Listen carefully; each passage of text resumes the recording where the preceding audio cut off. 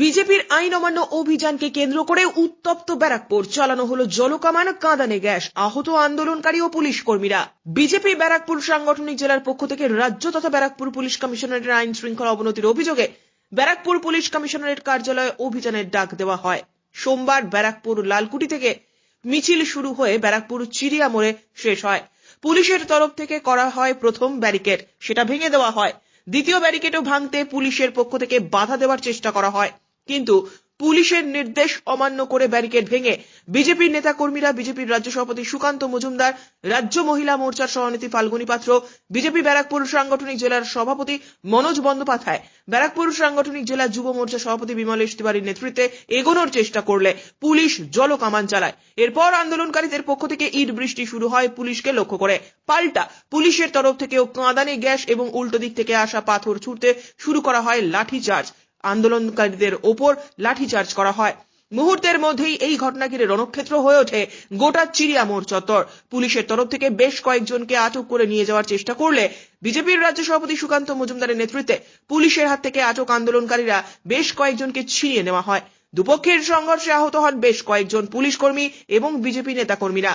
বিজেপির রাজ্য সভাপতি সুকান্ত মজুমদারের গাড়িতে করে আহত বেশ কয়েকজনকে ব্যারাকপুরের ডাক্তার BN বসু মহকুমা হাসপাতালে নিয়ে যাওয়া হয় এবং পুলিশের গাড়িতে হাসপাতালে নিয়ে যাওয়া হয় আহত পুলিশ কর্মীদের। সেখান থেকে বেশ কয়েকজন বিজেপি নেতা কর্মীর আঘাত গুরুতর হওয়ায় তাদেরকে একটি বেসরকারি হাসপাতালে স্থানান্তরিত করা হয়।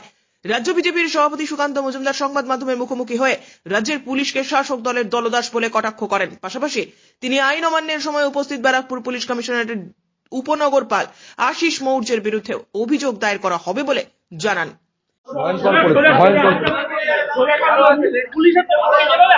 কাউকে ছাড়া হবে না, কাউকে ছাড়া হবে না।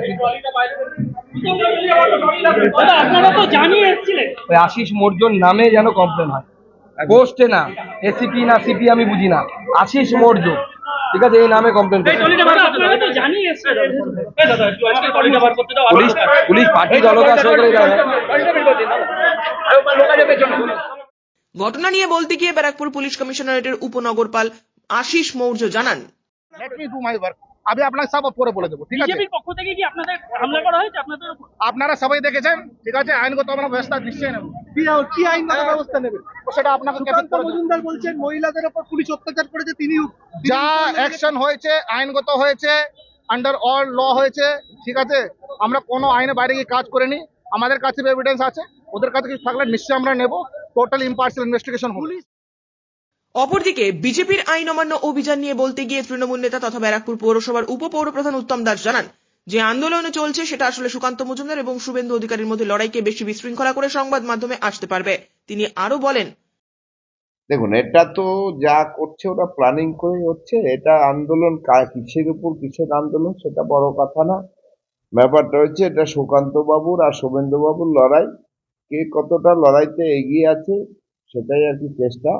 তবে আজকে ওরা যেসব লোক ভাড়া ঠাড়া করেছে, কিছু লোক স্পেশাল লোক এনেছে যাদের বস্তায় বস্তায় ইট, তারপর গাড়ির মধ্যে বোম থেকে শুরু করে ওরা একটা প্রস্তুতি নিয়ে এসছে যে ওরা একটা কর্মকাণ্ড করবে, সেটা যাতে ওদেরকে টিভিতে দেখানো হয়, সেই কারণে কর্মকাণ্ড।